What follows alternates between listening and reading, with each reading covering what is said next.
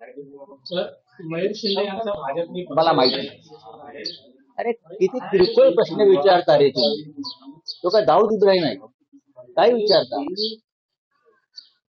राऊतसाहेब, कौटुंबिक मनोमिलन झालं, आता राजकीय युतीची अधिकृत घोषणा होते. आजचा मुहूर्त आहे. माननीय शिवसेना पक्षप्रमुख उद्धव ठाकरे आणि महाराष्ट्र नवनिर्माण सेनेचे अध्यक्ष राज ठाकरे हे आता 11:30 वाजता शिवतीर्थावर एकत्रित येतील. शिवसेना प्रमुखांचे आशीर्वाद घेऊन त्यांना मानवंदना देऊन महाराष्ट्रातल्या एका ऐतिहासिक पर्वाची जी सुरुवात करते. आजचा दिवस अत्यंत महत्वाचा आहे. त्यानंतर 12 वाजता पत्रकार परिषदेमध्ये राजकीय युतीची घोषणा होईल. आजचा दिवस महाराष्ट्रासाठी मराठी माणसासाठी अत्यंत मंगलमय प्रेरणादायी आहे. मला तर त्या दिवसाची आठवण येते आज, ज्या दिवशी संयुक्त महाराष्ट्राचा मंगल कलश महाराष्ट्रात आला आणि मराठी माणसानं आनंद उत्सव साजरा केला. अशा प्रकारचा मराठी ऐक्याचा मंगल कलश आज माननीय उद्धव ठाकरे आणि माननीय राज ठाकरे यांनी महाराष्ट्राला अर्पण केला, असं चित्र आज संपूर्ण मला राज्यामध्ये दिसतं. कोण काय बोलतात भडभुंजे त्याच्याकडे लक्ष द्यायची गरज नाही. हे सगळे लाचार दिल्लीचे बूटचाटे लोक आहेत. त्या दिल्लीच्या बूटचाट्यांनी त्यांचं राजकारण करावं, त्यांनी मार्गदर्शन करण्याचा प्रयत्न करू नये. त्यांच्या पोटामध्ये जो भीतीचा गोळा आलेला आहे 2 ठाकरे बंधूंच्या एकत्र येण्यामुळे, तो भीतीचा गोळा त्यांच्या तोंडातून बाहेर पडतो, जिभेतून बाहेर पडतो. मराठी माणूस एक आहे आणि एक राहील, आणि त्यांचं नेतृत्व मराठी माणसाचं उद्धवजी आणि राजजी. आज त्या संदर्भात अधिकृत घोषणा होईल. मुंबईसह ठाणे, कल्याण, डोंबिवली, मीरा भाईंदर, नवी मुंबई, नाशिक, पुणे या महानगरपालिका तर आहेतच. इथे आमची जागा वाटपा संदर्भातली चर्चा संपलेली आहे. याशिवाय इतर महानगरपालिका जिथे जिथे शक्य आहे तिथेही आम्ही एकत्र महानगरपालिका लढण्यासंदर्भात काम करतो.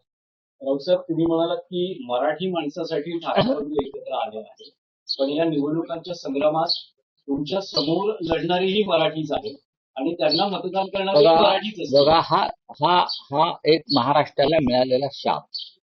छत्रपती शिवाजी महाराजांच्या काळापासून मराठी माणसानंच स्वराज्याला विरोध केला.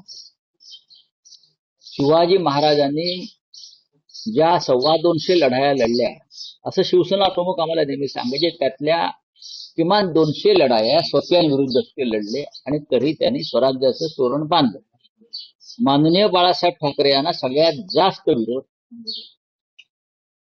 मराठी लोकांनीच काही केला, तरीही त्यांच्यावर मात करून माननीय बाळासाहेबांनी शिवसेना निर्माण केली आणि राजकारणामध्ये यशस्वी केली. हे प्रत्येक राज्यामध्ये होत असतं. आपलेच लोक आपल्या विरुद्ध उभे राहतात, त्यांना स्वाभिमान नको आहे. निवडून जे दिल्लीचे बूटचाटे आहेत, मग त्या बूटचाट्याने परवा बूट पोलिसांचा एक मेळावा पण घेतला होता. ते प्रॅक्टिस करताय चांगल्या प्रकारे दिल्लीचे बूट कसे पुसता येतील किंवा बूट कसे चाटता येतील, त्यांची रंगीत तालीम सुरू आहे. पण महाराष्ट्रातला तळागाळातला मराठी माणूस जो आहे, मध्यमवर्गीय मराठी माणूस जो आहे, हा ठामपणे या शिवसेना आणि महाराष्ट्र नवनिर्माण सेनेच्या युतीच्या मागे उभा राहील, याच्याविषयी आमच्या मनात शंका नाही. आज शरद पवार या युतीच्या व्यासपीठावर असणार आहेत का? एनसीपी या युतीत असणार आहे? कालच शरद पवार गटातील मुंबईतले सगळे पदाधिकारी हे वर्षा गायकवाड यांना भेटायला होते आणि साधारणतः तुम्ही जेवढ्या जागा देत आहात तेवढ्यावर ते समाधान नाहीये. त्यामुळे आणि बघा की एकत्र येत आहे. बघा राष्ट्रवादी काँग्रेस पक्षच काय, काँग्रेस पक्षाने आमच्याबरोबर असावा अशी आमची भूमिका आहे. आमची भूमिका आहे की भारतीय जनता पक्षाचा पराभव करूया. मुंबईचा बिहारची निवडणुकीचा निकाल लागू नये, तो आम्ही लागू देणार नाही. राष्ट्रवादी काँग्रेसला जयंतराव पाटील, सुप्रियाताई सुळे, स्वतः शरद पवार याच्यामध्ये लक्ष घालतात. युतीमध्ये किंवा आघाडीमध्ये प्रत्येकाच्या मनासारखं होत नाही. काही ठिकाणी त्याग करावा लागतो आणि माणसांच्या प्रेमात न पडता जागा वाटप करायचं. आपण माणसांच्या प्रेमात पडलो तर जागा वाटप हे अडचणीचं ठरतं. जिंकेल त्याची जागा मेरिटवर, गुणवत्तेवर, हे आमचं धोरण आहे आणि ते आम्ही शिवसेना आणि महाराष्ट्र नवनिर्माण सेनेमध्ये सुद्धा आम्ही ते धोरण राबवलं. त्याच्यामुळे राष्ट्रवादी काँग्रेस असेल हे आमचेच सहकारी आहे. काही ठिकाणी काँग्रेस मुंबईच्या बाहेर आहे, तर आम्ही हे धोरण ठेवू की गुणवत्तेच्या आधारावर, मेरिटवर जागा वाटप. राऊतसाहेब, गेल्या साधारण 15 वर्षात मुंबईतलं मतांचं समीकरण बदललेलं आहे. जसं मराठी भाषिक मतं महत्वाची आहेत, तशी परप्रांतीय ही मतं निर्णायक ठरताना आपल्याला दिसतात. हे पाहता मुंबईत काही होर्डिंग्स लागली आहेत काल रात्री, उत्तर भारतीय बटोगे तो पिटोगे. हे भारतीय जनता पक्षाचं आणि शिंदे गटाचं काम आहे. उत्तर भारतीयांना, हिंदी भाषिकांना अस्वस्थ करण्याचे. त्यांना कोणीही मारलेलं नाही उत्तर भारतीयांना. आणि कोणी जे मुंबईचे नागरिक म्हणून इथे उपस्थित आहेत किंवा इथे राहत आहेत, मुंबईचे नागरिक म्हणून, मुंबईकर म्हणून, मी मुंबईकरचा नारा माननीय उद्धव साहेबांनी दिला होता ना. पण जो मराठी माणसाच्या एकजुटीमुळे जो पोटात काही लोकांच्या भीतीचा गोळा आलेला आहे, ते अशा प्रकारचं दुहीचं राजकारण करत आहे. मला एक तरी उदाहरण दाखवावं पोस्टर लावणार की शिवसेनेनं कोणाला इथे विनाकारण मारलाय, हल्ला केलाय. अनेकदा उत्तर प्रदेश आणि बिहारमध्ये मराठी लोकांवरती हल्ले झाले, मला माहित असेल तर सांगतो. कर्नाटकामध्ये सीमा भागामध्ये आमच्या लोकांवरती हल्ले होतात, त्याच्यावरती कोणाला दुःख नाही. केलंय का एकनाथ शिंदेने साधा निषेध तरी केलाय का? बेळगावमध्ये गेल्या 2 वर्षांमध्ये मराठी माणसांवर 212 निर्घृण हल्ले झालेले आहेत. माझ्या आकडे आहेत. तुरुंगात टाकले लोकांना मराठीचा झेंडा फडकवला म्हणून. काय सांगतात शिंदे आणि भारतीय जनता पक्ष? एकदा तरी निषेध केलाय का मुख्यमंत्र्यांनी किंवा उपमुख्यमंत्र्यांनी की बेळगावामध्ये, सीमा भागामध्ये मराठी माणसांवरती जो अन्याय अत्याचार होतोय, त्यांना मराठी जगायचंय, मराठी म्हणून, मराठी भाषा त्यांना हवी आहे म्हणून हे हल्ले होत आहेत. आणि इथे उत्तर भारतीयांना पिटोगे, काय बटेगे तो पिटोगे चाललेला आहे. हा, आधी लोकसभा आणि विधानसभेत बटेगे तो कटेगे होतं. आता त्यांचे वेगळे वेगळे प्रकार सुरू आहेत, ही नाटकं. काँग्रेस आणि राष्ट्रवादी महाविकास आघाडीतले आपले घटक पक्ष आहेत, त्या चर्चा देखील त्यांची अंतिम टप्प्यात आहे. काँग्रेस आणि राष्ट्रवादी समजा एकत्र लढले तर त्याचा मनसे आणि शिवसेनेच्या नाही, काही होणार परिणाम किती होईल? मराठी माणसावरती काही परिणाम होणार नाही. मला पूर्ण खात्री आहे की राष्ट्रवादी काँग्रेस बरोबरच्या आमच्या चर्चा यशस्वी होतील. मला पूर्ण खात्री. एनसीपी बरोबर म्हणजे माननीय शरद पवार साहेबांच्या राष्ट्रवादी काँग्रेस बरोबर आमची चर्चा संपलेली नाही. कालपर्यंत सुरू होती, थोडं मागे पुढे होईल, पण आम्ही मार्ग काढू.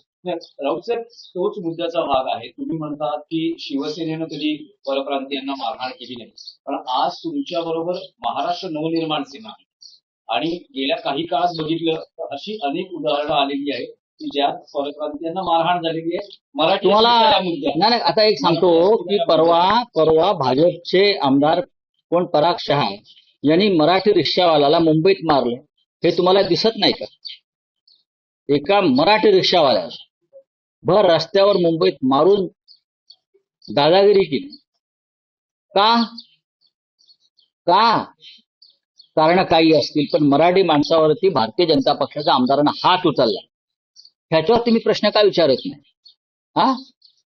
ह्याच्यावरती प्रश्न विचारत तुम्ही मराठी आहात ना सगळे? तुमच्या हृदयाला काय टोचत नाही की एका मराठी गरीब रिक्षावाल्यावर चुकला असेल तो म्हणून भर रस्त्यात हा असं मारण्याचा अधिकार भाजपच्या आमदारांना कोणी दिला? ही भाजपचं ही भूमिका आणि धोरण आहे का की गरीब मराठी माणसाला रस्त्यावर मारायचं ह्याच्यावर बोला? पण तुम्हाला असं वाटत नाही का की मराठी भाषिक तुमचा जो दावा आहे की ठाकरे बंधू एकत्र आल्यानं मराठी भाषिक तुम्हाला भरभरून मतदान नक्की करतील. देतील. पण परप्रांतीय विशेषतः तेही आम्हाला, मतदार, मी परप्रांतीय वगैरे शब्द वापरत नाही, मी मुंबईकर म्हणतो. जे मतदार आहेत, ज्यांना शिवसेनेनं गेल्या 50-55 वर्षामध्ये अनेक सोयी सुविधा दिल्या, त्यांचं रक्षण केलं. भारतीय जनता पक्ष हे 1992 साली बरं का शेपूट घालून बसलं होतं आतमध्ये, तेव्हा आमची पोरं तलवारी आणि बंदूक आणि बॉम्ब घेऊन बाहेर पडले होते रक्षणासाठी. हे मी आता तोंडावर सांगतोय. कुठे होते भाजपवाले? आता मोठे हिंदुत्वाचे रक्षक म्हणून मिरवत आहेत. हा, हे हिंदुत्वाचे भक्षक आहेत सगळे, आणि मराठी माणसाचे भक्षक आहेत या महाराष्ट्रामध्ये. आम्हाला सांगू नका. पण काँग्रेस तुमच्या बरोबर अरे सोड, कोण नवनीत राणा? सोड रे, अरे सोड रे. हा, मग हाय तो म्हणावं. काँग्रेस तुमच्या बरोबर नसल्यानं तुम्हाला महापालिका निवडणुकीत त्याचा फटका बसेल असं वाटत नाही, कारण हे मतांमध्ये फाटाफूट होऊ शकते, विशेषतः समविचारी पक्ष म्हणून. म्हणजे मुस्लिम मतं कदाचित तुमच्यापासून दुरावली जाऊ शकतात, परप्रांतीय मतं तुमच्यापासून दुरावली जाऊ शकतात. तर त्याचा फटका, काँग्रेस नसण्याचा फटका, याची चिंता तुम्ही का करता? चिंता नाही, अजिबात चिंता करू नका. मुद्दा आहे. हा विषय मराठी माणसाच्या अस्मितेचा, स्वाभिमानाचा आणि न्याय हक्काचा आहे. शिवसेनेनं सातत्यानं काँग्रेस विरुद्ध सुद्धा निवडणुका लढवलेल्या आहेत आणि भाजप विरुद्ध सुद्धा लढवल्या, आणि तरी आम्ही मुंबई महापालिकेत भगवा झेंडा फडकवला, एवढंच मी तुम्हाला सांगतो. काँग्रेसनं त्यांचा एक मार्ग स्वीकारलेला आहे. आम्ही त्यांना अनेकदा नम्र विनंती केली, त्यांनी स्वीकारलेली नाही. पाहू आता. पण त्यामुळे आज दोन पवार, शरद पवार, अजित पवार एकत्र येतात. 26 डिसेंबरला त्याची अधिकृत घोषणा होते. तुमचं मत बघा, काय? कालही तुम्ही मत व्यक्त केलं होतं. माझं मत असं आहे की देवेंद्र फडणवीस आणि त्यांच्या पक्षाची लढाई ही अनेक ठिकाणी शरद पवार यांच्या काँग्रेस पक्षाबरोबर झालेली आहे. करेक्ट? अशा वेळेला भारतीय जनता पक्षाची भूमिका काय आहे? अजित पवार त्यांच्या आघाडीत आहेत. त्यांनी काँग्रेस पक्ष, भारतीय जनता पक्षाने त्यांची भूमिका स्पष्ट केली. महायुतीतला माणूस महाविकास आघाडीत सुद्धा 2 दगडावरती पाय ठेवतो. बाकी आमचं काय ते आम्ही बघू. पण अजित पवारांचा पक्ष एकाच वेळेला महायुतीत आणि महाविकास आघाडी, हे त्रांगडं काय आहे? याच्यावरती भाजपचे अध्यक्ष रवींद्र चव्हाण, राज्याचे मुख्यमंत्री देवेंद्र फडणवीस यांनी भूमिका स्पष्ट केली पाहिजे, संभ्रम दूर केला पाहिजे. आजची घोषणा होणार आहे, त्यामध्ये जागा वाटपाचा फॉर्म्युला डिक्लेअर केला जाणार आहे. नक्की. कशा पद्धतीनं नक्की. कोण किती जागा लढणार मग ते आता डिक्लेअर होईल ना, मी कशाला इथे सांगू? तिथे सांगतील ना, हो सांगतील ना तिथे. आज एकत्र आहेत, एकत्र बसतील, त्यांना प्रश्न विचारा, ते उत्तर देतील. राऊतसाहेब, महाविकास आघाडीची स्थापना होताना एक कॉमन मिनिमम प्रोग्राम तयार केला गेला होता. तोही महाराष्ट्राच्या राजकारणातला वेगळा प्रयोग होता. हाही एक वेगळा प्रयोग मग होता. तुम्हाला- त्यावेळेस ठाकरे बंधूंचा युतीची घोषणा होत असताना काही अजेंडा ठरलेला आहे का, किंवा काही कॉमन मिनिमम प्रोग्राम किंवा वचननामा तुमच्या मुंबई मराठी माणसाची त्याच्यापेक्षा वेगळा वचननामा असू शकत नाही. मुंबईची जी लूट सुरू आहे, भाजप, मिंदे गट यांच्या माध्यमातून, अडाणीच्या हस्ते, पवित्र हस्ते त्यांच्या जी मुंबईची लूट सुरू आहे, हा अजेंडा असू शकत नाही थांबवणं. मुंबईवरती मराठी माणसाचा पहिला हक्क आहे की मुंबई मराठी माणसाची आहे, हा अजेंडा असू शकतो. या अजेंडावरच आम्ही आतापर्यंत निवडणुका लढलो ना बाळासाहेबांच्या काळापासून. बाकी अनेक कामं आम्ही केली आहेत महानगरपालिकेच्या माध्यमातून. त्याचं प्रेझेंटेशन आदित्य ठाकरे यांनी जे दाखवलं आहे ते तुम्ही पाहिलं असेल. अजेंडा काय आहे ते. कोस्टल रोडचं श्रेय कोणी घेऊ द्या, पण कोस्टल रोडची पायाभरणी कोणी केली, इतका मोठा जो आहे सागरी महामार्ग, शिवसेना पक्षप्रमुखांनी केलेली आहे. मुंबईमध्ये अनेक नवे नवे प्रकल्प त्यांनी निर्माण केले. हा अजेंडा आहेच. आणि सगळ्यात मोठा अजेंडा म्हणजे मुंबई मराठी माणसं. चला, धन्यवाद.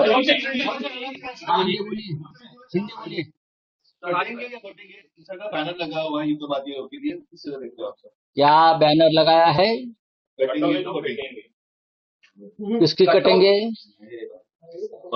किसकी कटेंगे? कटोरे तो पिटोरे. ये भारतीय जनता पार्टी और शिंदे की हमेशा की राजनीति। लोगों को बांटो, लोगों को डराओ, धमकाओ, उनके मन में डर पैदा करो पूरे देश में। हर अभी कलकत्ता में भी यही चल रहा है उनका। यहाँ जो चल रहा है वो कलकत्ता में, पश्चिम बंगाल में यही चल रहा है। जहां जहां चुनाव होते हैं वहां एक कटेंगे, बटेंगे, पीटोगे। उनके आगे कुछ नहीं है। उनके पास क्या एजेंडा है? मुंबई में कोई किसी को बटेंगे नहीं, ना पीटेंगे। ये भारतीय जनता पार्टी के गुंडे ही बेश बदलकर लोगों को पीटते और हम पर नाम डालते। ये आप धंधा बंद करो। मुंबई की लड़ाई, मुंबई महाराष्ट्र की राजधानी है। मुंबई पर पहला अधिकार मराठी मानुस का रहेगा। हम हमारे जो हक है उसके लिए लड़ रहे हैं और जहां जहां ऐसी नौबत आती है वहां लड़ना चाहिए, चाहे कलकत्ता हो, चाहे बेंगलोर हो, हाँ, चाहे लखनऊ हो। वहां के स्थानिक भूमिपुत्रों का अधिकार उस शहर पर सबसे पहला होता है, चाहे अमृतसर हो, चाहे तेलंगाना, हैदराबाद हो। हम जाकर हैदराबाद में हमारे हक नहीं मांग रहे, लखनऊ जाकर या पटना जाकर हमारे हक नहीं मांग रहे। हम मुंबई में बैठकर हमारे हक की लड़ाई लड़ रहे हैं। तो उसमें बीजेपी को क्या तकलीफ है? क्या तकलीफ है? हम जो मुंबई की, महाराष्ट्र की आप जो लूट कर रहे हो, हम उसको रोकने की कोशिश करें। तो क्या है, बटेंगे, पिटेंगे, हाँ। और हम देश विदेशातील प्रत्येक घडामोडींचे लाईव्ह अपडेट मिळवण्यासाठी आता साम टीव्हीच्या सर्व सोशल मीडिया प्लॅटफॉर्मला लाईक, फॉलो आणि सबस्क्राईब करा। तसंच सर्व नोटिफिकेशनसाठी बेल आयकॉन प्रेस करायला विसरू नका।